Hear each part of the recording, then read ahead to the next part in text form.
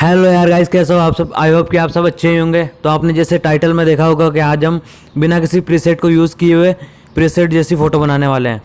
तो उसके लिए आप वीडियो को पूरा देखिए, ज़रा सा भी स्किप मत करना, नहीं तो आपका कोई स्टेप छूट सकता है।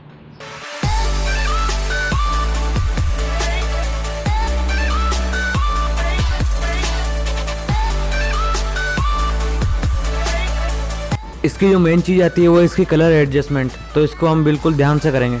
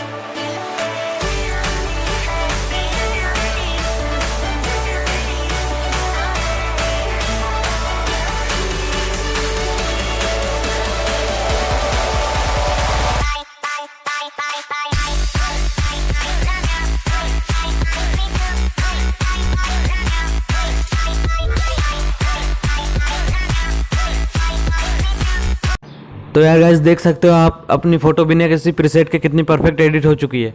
तो यार गाइस, वीडियो पसंद आए तो वीडियो को लाइक कीजिए, कमेंट कीजिए और ऐसी एडिटिंग वीडियो देखने के लिए सब्सक्राइब कीजिए हमारे चैनल को।